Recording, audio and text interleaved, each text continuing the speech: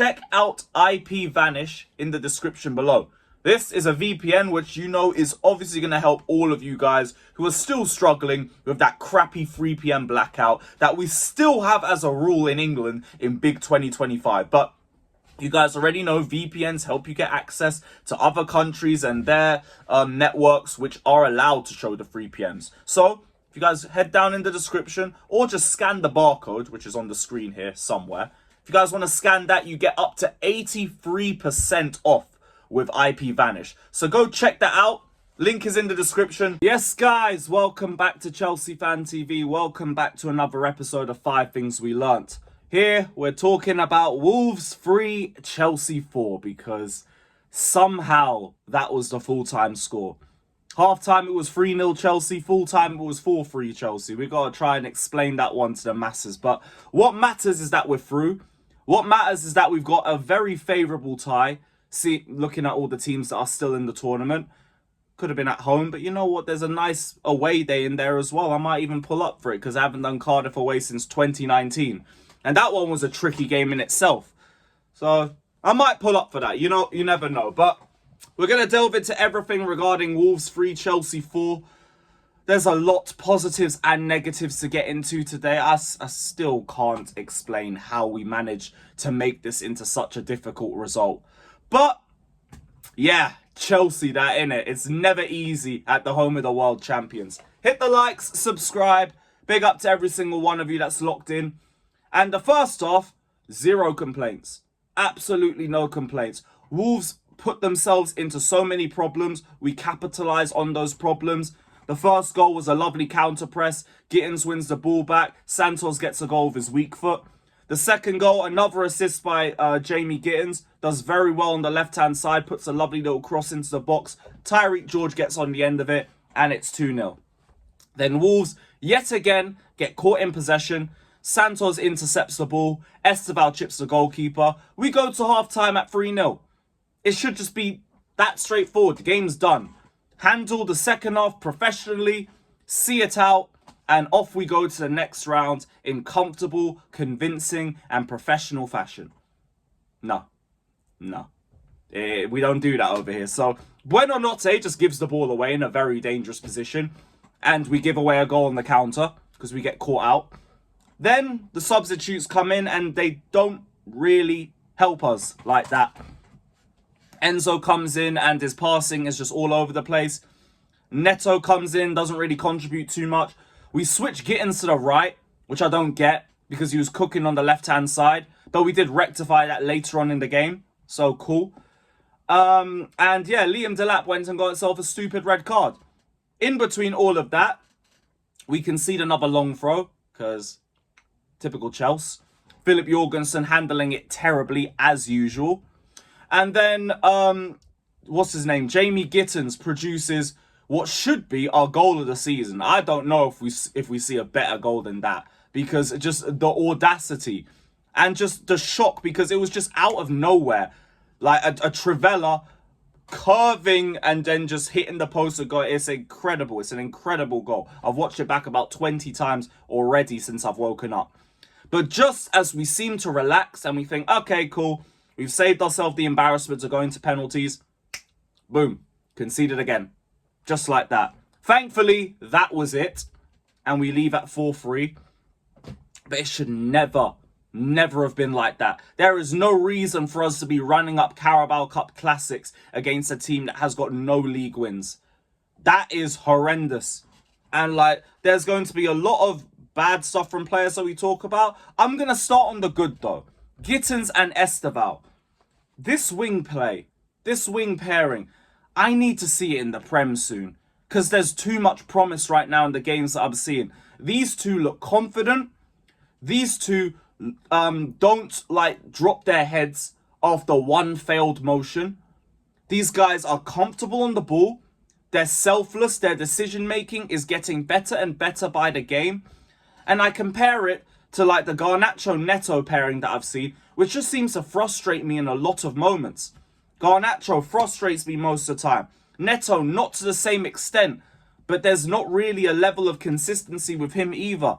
And I know people will look at the nature of the opposition that we've played these two in, But with the confidence that they're building, I want to try and bring that into the Premier League, into the more competitive matches. Because if these two can replicate the performances that they're producing right now together, if they can do it in the Prem, we are going to look so much more threatening.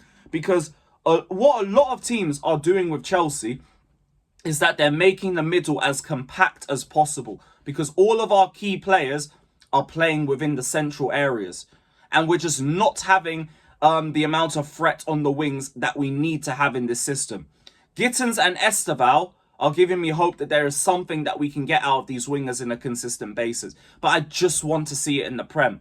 I know we're likely not going to see it against Spurs because we're going from a Wednesday to a Saturday. And they both played, well, I think Esteval came off in the second half. But Gittins got 90 minutes. So I don't think we're going to see the wing pairing. But I'd like to see Esteval get an extended bit of time in the Spurs game because we need some sort of creativity from the wings. And Neto and Garnacho, it's too one-dimensional for me together. And it's just been too frustrating watching the pair of them work. Like, Neto will give me moments in a game. I'm sure of that. Garnacho, I'm not as sure of. Like, I'm lucky to get one moment off him, if I'm being completely honest. And Gittins has shown me more in the minutes I've seen from him. So I'd like to see more from them two playing together in the Premier League. But those two were standout. Just like Andre Santos, Lavia, Achimpong, I thought he was good as well. Cucurella, when he came off the bench, was throwing himself at everything. All of them look really good. The players that didn't impress me, though. Philip Jorgensen. I mentioned this on my fan cam yesterday, but look, I think I'm done. I think I'm done personally, because not only have you failed to close the gap to Robert Sanchez, I feel like the gap's got bigger. Because credit to Sanchez, but I haven't found myself complaining about him a lot recently. Like, the passing hasn't been as frustrating. He's still making good saves. Cross-claiming hasn't been a problem. Whereas with Jorgensen, it's like your playing out the back's got worse. Your cross-claiming hasn't got better. The second goal, you should have done a lot better on.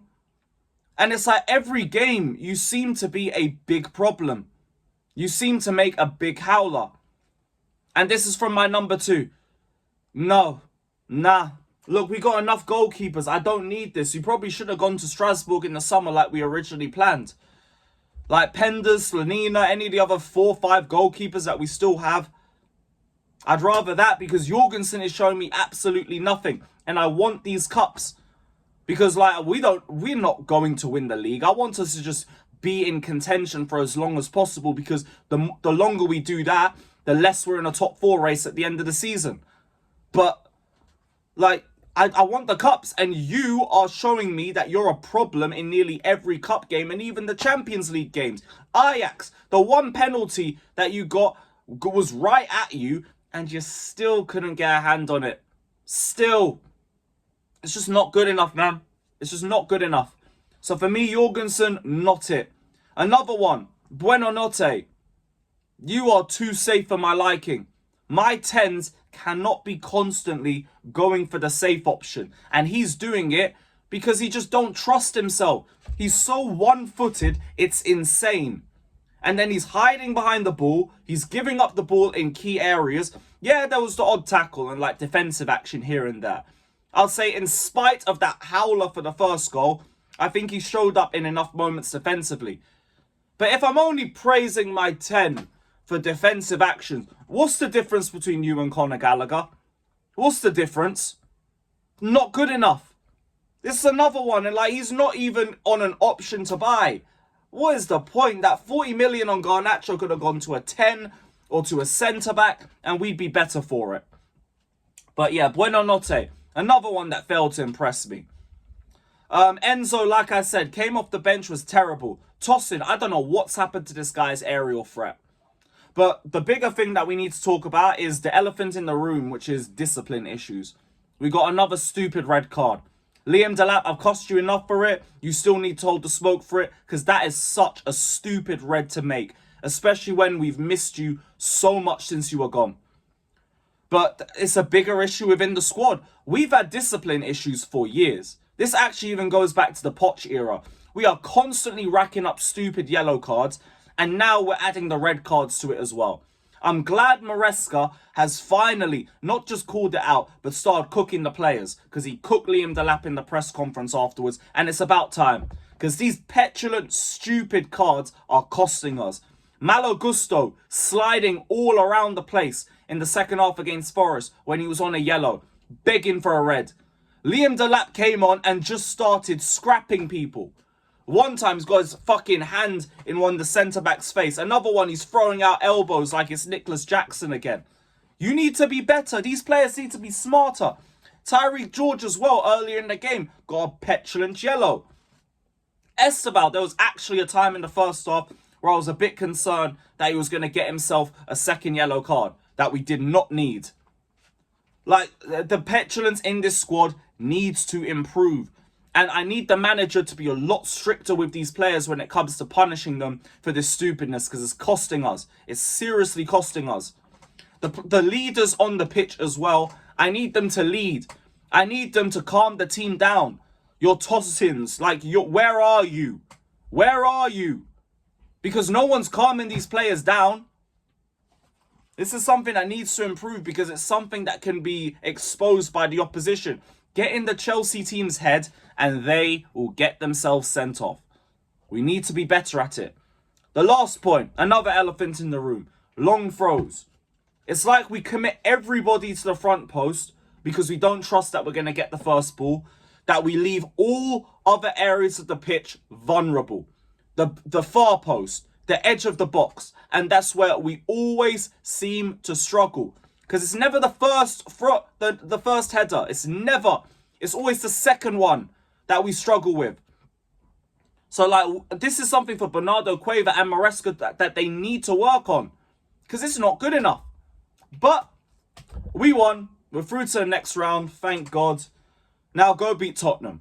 You already know what this fixture is. This is not war. This is pest control. Don't leave that ground without 3 points. But I believe you will leave with 3 points anyway, because we know what Tottenham's about. So, we'll see you lot there. Big up everybody. Like, subscribe. Up the Chels.